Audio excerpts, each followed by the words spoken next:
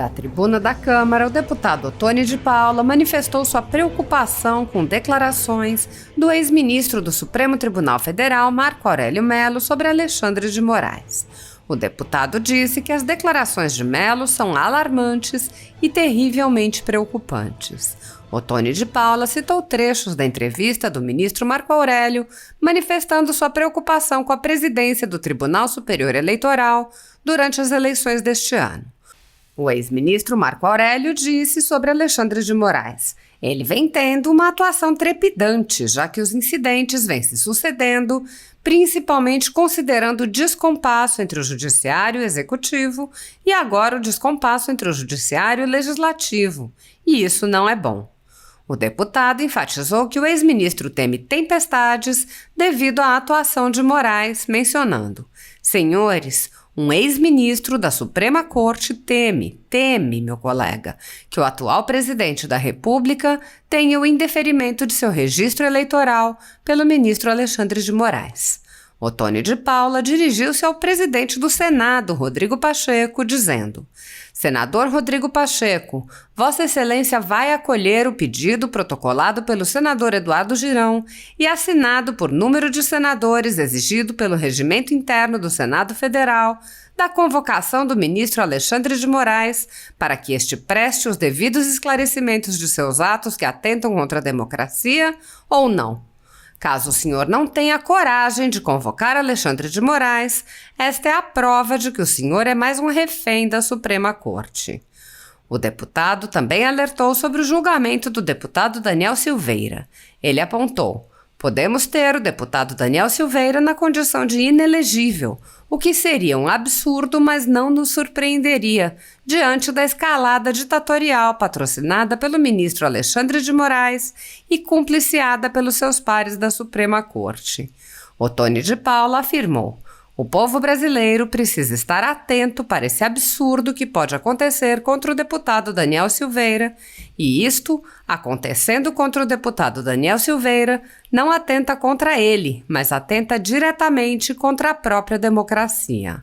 O deputado disse: o povo brasileiro não há de aceitar esse crime contra a democracia, contra a vida do parlamentar Daniel Silveira. E concluiu com o apelo: Daniel Silveira livre, pela Constituição, pelas leis do país e pelo bom andamento da democracia no Brasil. Nos últimos tempos, as liberdades estão sendo restringidas no Brasil, em especial a liberdade de expressão. Parlamentares, cidadãos e empresas são perseguidos em inquéritos secretos, como mencionado pelo deputado, e sofrem com medidas abusivas como prisões, buscas e apreensões, censura, bloqueio de redes sociais e até mesmo confisco de propriedade. A renda da Folha Política e de outros sites e canais conservadores está sendo confiscada a mando do ministro Luiz Felipe Salomão, do Tribunal Superior Eleitoral, com o apoio e respaldo dos ministros Luiz Roberto Barroso e Alexandre de Moraes. O confisco da renda atinge todos os vídeos produzidos pelo jornal, independente de tema, data ou qualquer outro fator. Se você apoia o trabalho da Folha Política e pode nos ajudar a manter o jornal, doe qualquer valor utilizando o QR Code que está visível na tela ou use o código Pix ajude@folhapolitica.org. Caso não utilize Pix, há a opção de transferência bancária para a conta da empresa Raposo Fernandes, disponível na descrição deste vídeo e no comentário fixado no topo. Com a sua ajuda, a Folha Política poderá se manter firme e continuar a exercer o seu trabalho. Pix ajude@folhapolitica.org. Assista. Uma folga em vê-lo na presidência dessa sessão. Povo brasileiro, as preocupantes declarações do ex-ministro da Suprema Corte Federal, Marco Aurélio de Mello, em entrevista à BBC News Brasil, são alarmantes e terrivelmente preocupantes. Embora todo o povo brasileiro já tenha conhecimento do que foi dito pelo ministro, mas o peso de suas palavras saltam aos nossos olhos.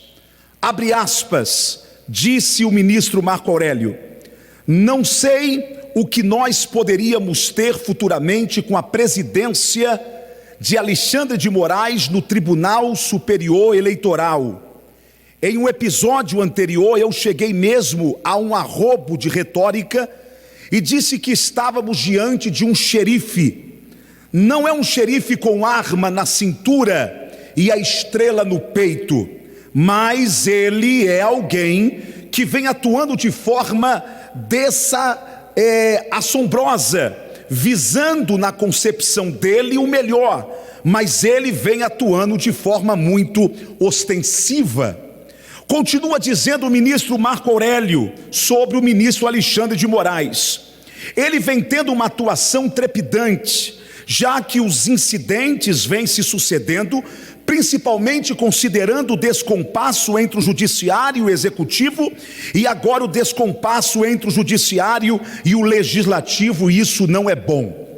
Aí, povo brasileiro, o repórter da BBC News Brasil faz um questionamento, pergunta ao ministro: o senhor já se pronunciou sobre o ministro Alexandre de Moraes como xerife? O senhor já classificou a sua atuação como assustadora, e ele vai ser o presidente do pleito eleitoral. O senhor se preocupa com a condução que Alexandre de Moraes vai fazer na justiça eleitoral durante as eleições? Atenção, povo brasileiro, disse o ministro Marco Aurélio, o papel do presidente é importantíssimo. Receio que possamos ter tempestades, que os demais integrantes da corte compreendam que nem tudo que Alexandre de Moraes pensa é bom para o país e aconselhável no contexto existente à época. Por exemplo, se por isso ou por aquilo houver o indeferimento, atenção, o indeferimento do registro do atual presidente da República numa tentativa de reeleição, aí eu não sei o que poderíamos ter. Senhores, um ex-ministro da Suprema Corte, peço só mais um minuto, senhor presidente, eu encerro. Um ministro da Suprema Corte, um ex-ministro, teme, deputado Luiz Lima, meu colega, que o atual presidente da República tenha o indeferimento de seu registro eleitoral pelo ministro Alexandre de Moraes. Senador Rodrigo Pacheco, Vossa Excelência vai acolher o pedido protocolado pelo senador Girão e assinado por número de senadores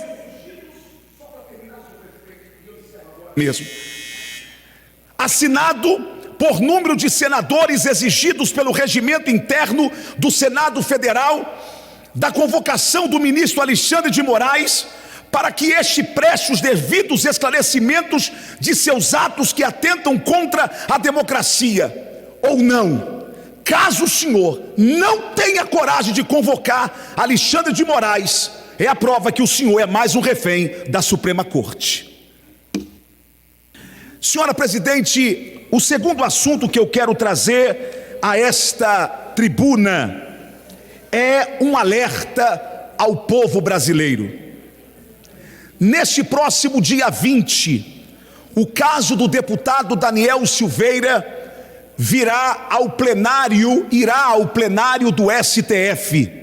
E nesse dia 20, podemos ter o deputado Daniel Silveira na condição de inelegível, o que seria um absurdo, mas não nos surpreenderia diante da escalada ditatorial patrocinada pelo ministro Alexandre de Moraes e cumpliciada pelos seus pares da Suprema Corte. Eu estou falando do inquérito que o Daniel Silveira, e eu também, está arrolado de número 481 no Supremo Tribunal Federal, que passou a ser conhecido como o inquérito do fim do mundo. O povo brasileiro precisa estar atento para este absurdo que pode acontecer contra o deputado Daniel Silveira. E isto acontecendo contra o deputado Daniel Silveira não atenta contra ele, mas atenta diretamente contra a própria democracia.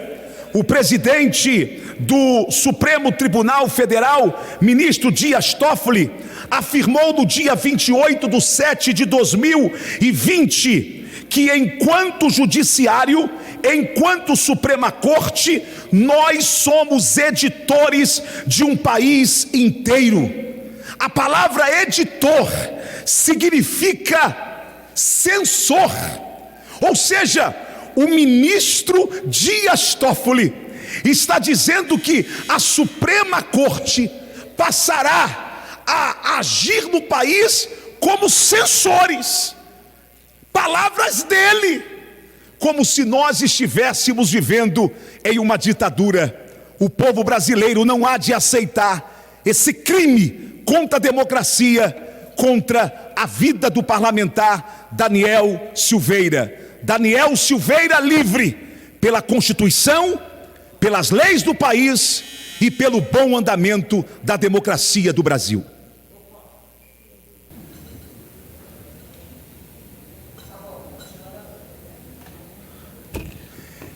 Eu quero nesse momento desta tribuna me dirigir à comunidade cristã do meu Brasil e quero lhes fazer um alerta. Será que ao votarmos não deveríamos votar em alguém alinhado basicamente com os mesmos princípios da nossa fé, com os mesmos princípios morais que nós temos? Ou você, cristão, ou que se diz cristão, acha que isto não tem nada a ver?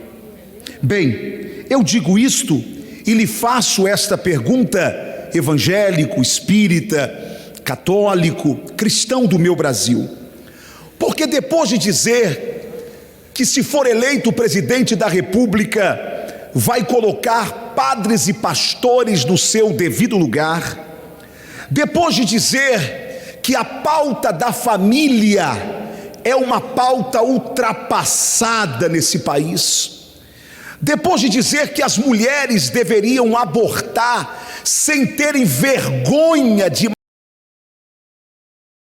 seus ventres, depois de dizer todas essas aberrações contra os valores bíblicos, o ex-detento da Polícia Federal, Luiz Inácio Lula da Silva, agora debocha do presidente Bolsonaro, porque esteve reunido com o ministro Fux e ali, naquela ocasião, ele rezou, orou um Pai Nosso.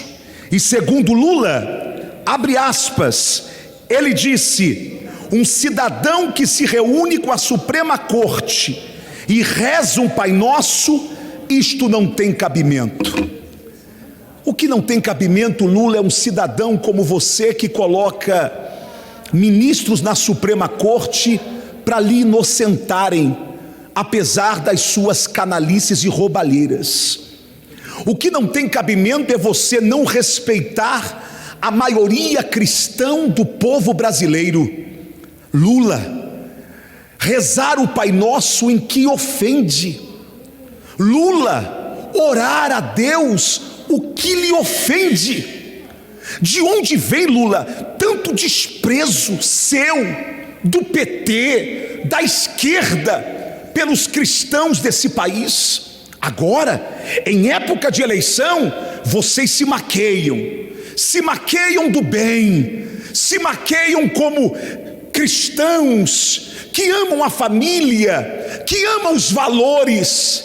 Vocês mentem. E ainda bem, Lula, que assim como Deus abriu a boca da jumenta, Deus está abrindo a sua boca, seu estrume, para que você diga e mostre a sua verdadeira face, e diga o ódio, a mágoa, o rancor, o desprezo que você tem por Cristo e os cristãos desse país. Lula, Pai nosso que estás no céu, santificado seja o teu nome. Venha a nós o vosso reino, seja feita a vossa vontade, assim na terra como no céu. O pão nosso de cada dia nos dai hoje, e perdoe as nossas dívidas, assim como nós perdoamos aos nossos devedores. E não nos deixe cair em tentação, mas livrai-nos do mal, porque teu é o reino, o poder e a glória, para sempre. Amém. Uma oração dessa, Lula, só pode fazer mal a quem não tem Deus no coração.